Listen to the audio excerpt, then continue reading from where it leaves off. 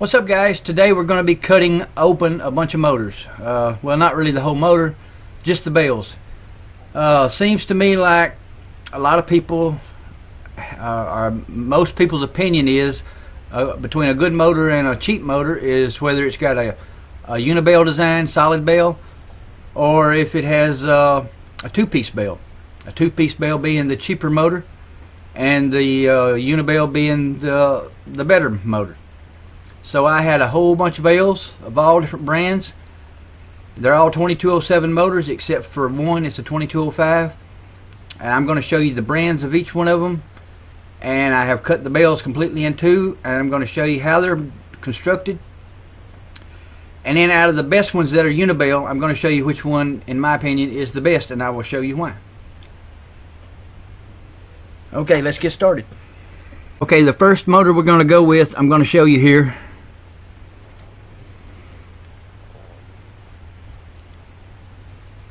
This is a Cobra motor. It's a 2205 Cobra motor, 2700 kV. And there's what it looks like when I cut it open. Alright, but here's the truth. Here's the other half of it. It's a two-piece bell.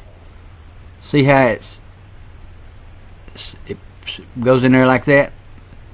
So this is what most people would consider a cheap motor. Okay. Now the next motor we're going to look at is a Brother Hobby motor. Here's one half of it cut open.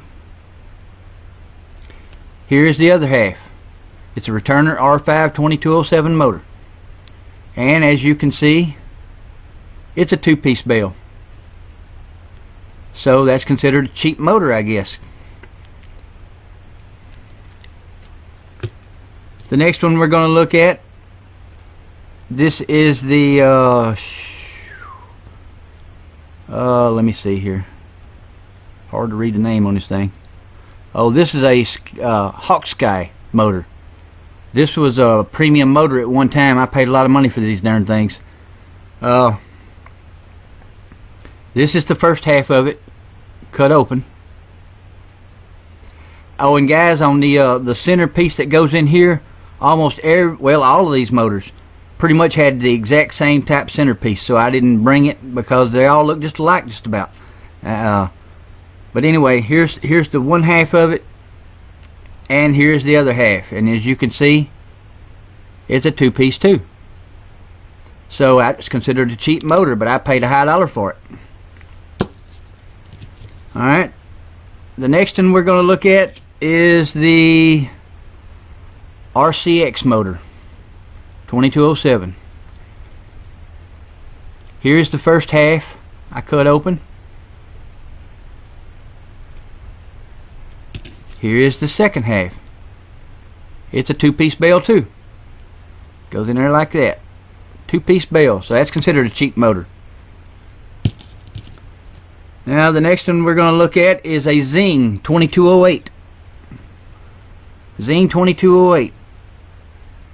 Here's the first half of it, and here is the second half. It is a two-piece bell, so I guess that's considered a cheap motor.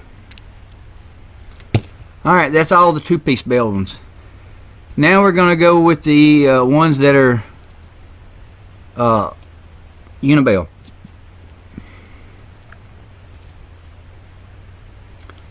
Alright, this is a Flash Hobby motor, 2207 1750 kV Flash Hobby. There's the one half of it.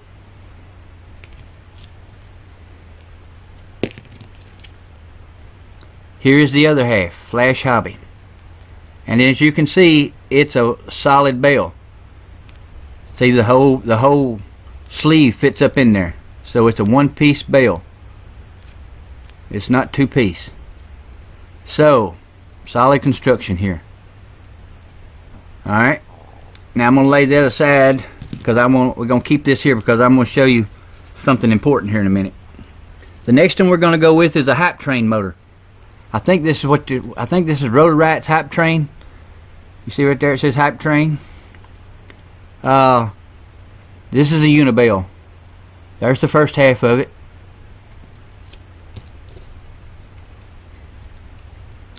Here's the second half. As you can see, the whole sleeve fits up in there. The steel ring fits up inside it.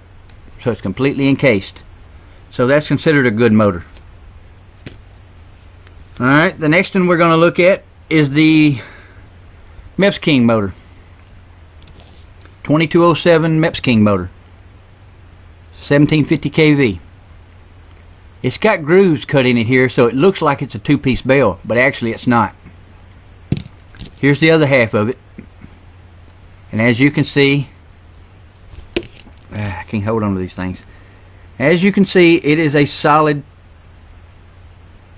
the sleeve fits right up in there. Single bell design. Alright, now I'm going to show you out of the three that's supposed to be the best motors, I want to see if you can see the difference. I'm going to try to hold them up here.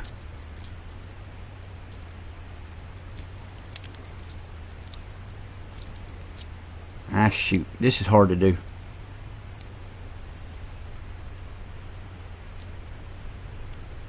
Okay, maybe.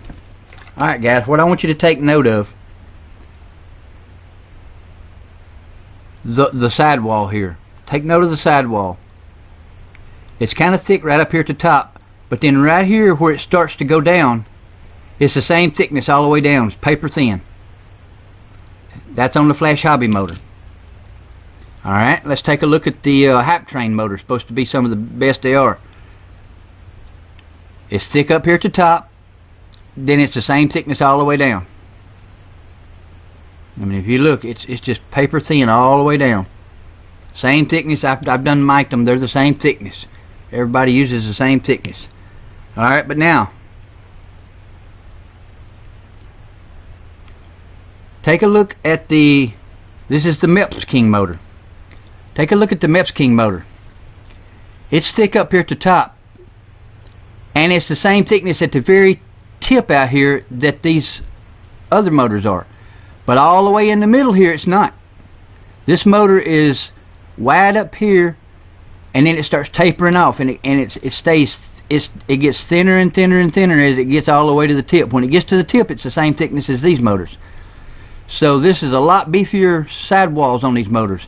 I've seen so many videos of people saying, oh, MEPSKing motors ain't worth a flip. MEPSKing motors is two-piece motors. MEPSKing motors, the sidewall is paper thin. Well, I got proof right here. This is proof. I mean, this is a hype train motor versus the MEPSKing motor. You tell me which motor you'd rather run. One that's got a lot beefier sides, or the one that's paper thin all the way up and down. I'm telling you guys, MEPSKing parts are where it's at. I don't care what nobody says. I mean, just take a look, guys. Look at how thick the sidewall is and how it tapers off and gets thin. But yet, the hype train motor and all the other motors are just paper thin. Paper thin. I mean, what motor would you rather run? I mean, they are constructed well. Very well. MEPSKing motors is where it's at, guys. Alright guys, I hope this cleared up a lot of crap. I'm tired of seeing it and hearing it online. People don't know what they're talking about.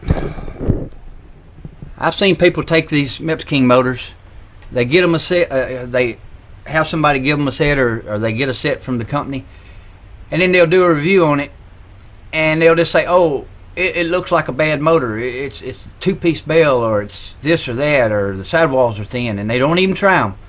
I mean, I'm not going to say it. I just can't get over some people, guys.